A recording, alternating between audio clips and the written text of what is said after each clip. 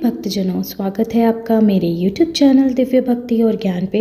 अगर आपको मेरे वीडियोस पसंद आए तो कृपया इसे लाइक करें और इस चैनल को सब्सक्राइब करना ना भूलें ताकि आप मेरे आने वाले सभी वीडियोस देख सकें। धन्यवाद। पौराणिक कथा अनुसार एक बार चित्रभानु नामक एक शिकारी था। पशुओं की हत्या करके वह अपने कुटुंब को पालता था। वह एक साहूकार का ऋणी था, लेकिन ऋण समय पर न चुका सकने पर क्रोधित साहूकार ने उसको शिव मठ में बंदी बना लिया। संयोग से उस दिन शिवरात्रि थी। बंदी रहते हुए शिकारी मठ में शिव संबंधित धार्मिक बातें सुनता रहा। वहीं उसने शिवरात्रि व्रत की कथा भी सुनी।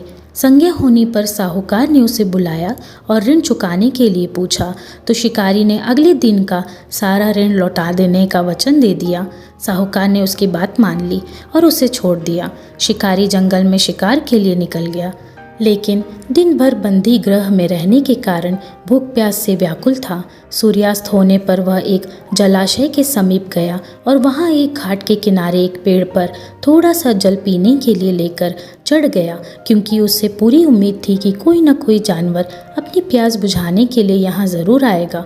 वह पेड़ बेलपत्र का था और उसी पेड़ के नीचे शिवलिंग भी था, जो सूखे बेलपत्रों से ढके होने के कारण दिखाई नहीं दे रहा था। शिकारी को उसका पता न चला। भूख और प्यास से थका वो उसी मचान पर बैठ गया। मचान बनाते समय उसने 2 टहनियाँ तोड़ी। वे संयोग से शिवलिंग पर गिरी। इस प्रकार दिन भर भूखे प्यासे शिकारी का व्रत भी हो गया और शिवलिंग पर बेलपत्र भी चढ़ गया।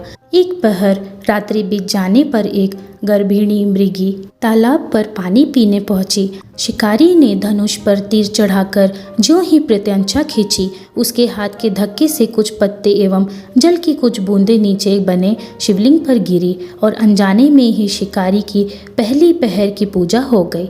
मृगी बोली, मैं गर्भिणी हूँ, शीघ्र ही प्रसव करूँगी। तुम एक साथ 2 जीवों की हत्या करोगे, जो ठीक नहीं है।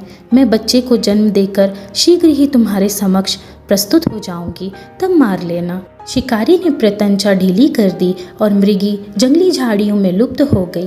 कुछ ही देर बाद एक और मृगी उधर से निकली। शिकारी की प्रसन्नता का ठिकाना न रहा। समीप आने पर उसने धनुष पर बाण चढ़ाया। कुछ बेलपत्र नीचे शिवलिंग पर जा गिरे और अनायास ही शिकारी की दूसरी पहर की पूजा भी हो गई। तब उसे देख मृगी ने विनम्रता पूर्वक निवेदन किया कि मैं थोड़ी देर पहले ऋतु से निवृत्त हुई हूँ, कामातुर विरहिणी हूँ, अपने प्रिय की खोज में भटक रही हूँ। मैं अपने पति से मिलकर शीघ्र ही तुम्हारे पास आ जाऊंगी। शिकारी ने भी उसे जाने दिया। 2 बार शिकार को खोकर वह चिंता में पड़ गया। रात्रि का आखिरी पहर बीत रहा था। तभी एक अन्य मृगी अपने बच्चों के साथ उधर से निकली। शिकारी धनुष पर तीर चढ़ाकर छोड़ने ही वाला था कि मृगी बोली, मैं इन बच्चों को इनके पिता के हवाले करके लौट आऊंगी, इस समय मुझे मत मारो। शिकारी हंसा और बोला, सामने आए शिकार को छोड़ दूं, मैं ऐसा मूर्ख नहीं। इससे पहले मैं 2 बार अपना शिकार को खो चुका हूँ। मेरे बच्चे भूख प्यास से तड़प रहे होंगे। उत्तर में मृगी ने फिर कहा, जैसे तुम्हें अपने बच्चों की ममता सता रही है, ठीक वैसे ही मुझे भी इनकी फिक्र है। इसीलिए सिर्फ बच्चों के नाम पर मैं थोड़ी देर के लिए जीवन दान मांग रही हूँ। मेरा विश्वास करो, मैं इन्हें इनके पिता के पास छोड़कर तुरंत लौटने की प्रतिज्ञा लेती हूँ। मृगी का दीन स्वर सुनकर शिकारी को उस पर दया आ गई। उसने उस मृगी को भी जाने दिया। शिकार के अभाव में बेल वृक्ष पर बैठा शिकारी बेलपत्र तोड़ तोड़ कर नीचे फेंकता जा रहा था। उसकी तीसरी पहर की पूजा भी स्वतः ही संपन्न हो गई।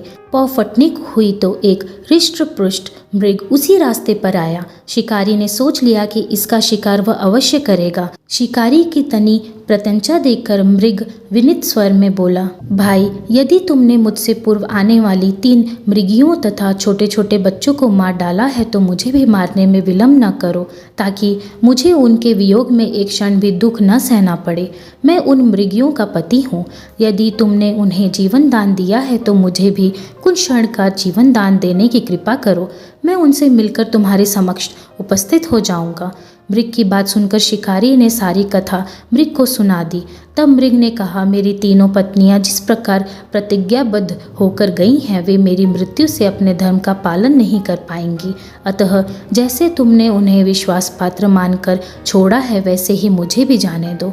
मैं उन सब के साथ तुम्हारे सामने शीघ्र ही उपस्थित हो जाऊंगा। उपवास, रात्रि जागरण तथा शिवलिंग पर बेलपत्र चढ़ाने से शिकारी का हिंसक हृदय निर्मल हो गया था। उसमें भगवत शक्ति का वास हो गया था। उसके हाथ से धनुष तथा बाण छूट गया और उसने मृग को जाने दिया।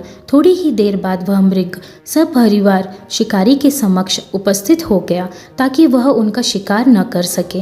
किंतु जंगली पशुओं की ऐसी सत्यता, सात्विकता एवं सामूहिक प्रेम भावना देखकर शिकारी को बड़ी ग्लानि हुई। उसके नेत्रों से आंसू बहने लगे। उस मृग परिवार को न मारकर शिकारी ने अपने कठोर हृदय को जीव हिंसा से हटा सदा के लिए कोमल एवं दयालु बना लिया। देवलोक के समस्त देव समाज भी इस घटना को देख रहे थे।